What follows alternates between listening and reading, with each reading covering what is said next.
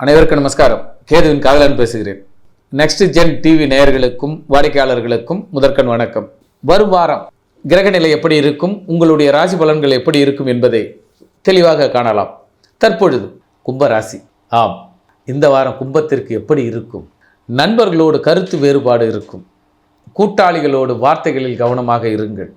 உங்கள் எண்ணத்தை பிரதிபலிக்க மாட்டார்கள். ஒரு வேலையை சொல்லிட்டு போயிருப்பீங்க, இந்த வேலை செய்ப்பான்னு சொல்லியிருப்பீங்க, அவருக்கு ஒரு சூழ்நிலை செய்ய முடியாமல் போகும்.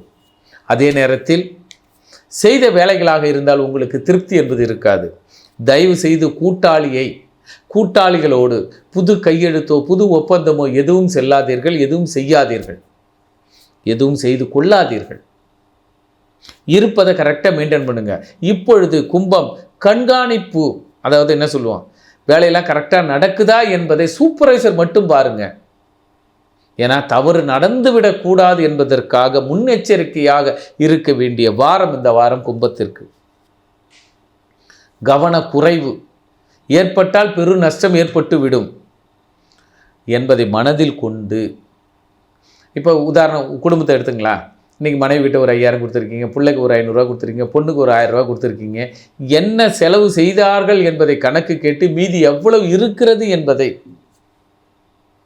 தக்க வச்சிருங்க. அப்போ தான் உங்களுக்கு அடுத்த செலவு என்ன வரும் வராது என்பதை சமாளிக்க திறமை இருக்கும். அதனால் கும்பம் மேற்பார்வை வேலைகளை செய்தாக வேண்டும். அவரவர்களுக்கு இட்ட பணியை சரியாக செய்கிறார்களா என்பதை சரி செய்ய வேண்டும். இல்லைன்னா உங்களுக்கு பெருத்த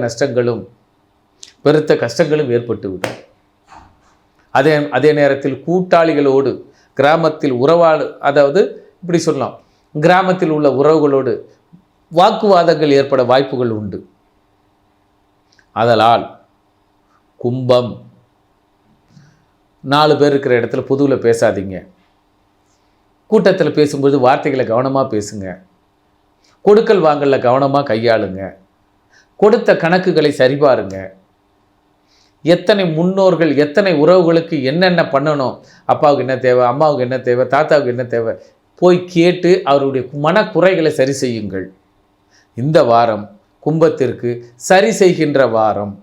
இவ்வளோ நாள் வேலையில் இருந்தீங்க, ஆனால் இன்றைக்கி இப்போ உதாரணம், 15 நாளைக்கு முன்னாடி அம்மாவை ஹாஸ்பிட்டலுக்கு கூட்டு போனீங்க, அப்பாவை ஹாஸ்பிட்டலுக்கு கூட்டு போனீங்க. ஆனால் 15 நாள் மாத்திரை தீர்ந்து போயிருக்கும். ஐயா மாத்திரை இருக்கா, மருந்து இருக்கா, என்ன தேவை இருக்குது என்பதை சரியான நேரத்தில் சரியான காலத்தில் கேட்டு வையுங்கள். இல்லை என்றால் பிறர் மனம் வாடும். அந்த வாட்டத்தினால் நம்ம குடும்பத்தில் சில சங்கடங்கள் ஏற்படும். ஆக கும்பம் கண்காணிக்க வேண்டும், பார்வையாளராக இருக்க வேண்டும், சூப்பர்வைசரை சரியாக செய்ய வேண்டும். மீண்டும் சந்திப்போம் அடுத்த வாரம். நன்றி, நமஸ்காரம்.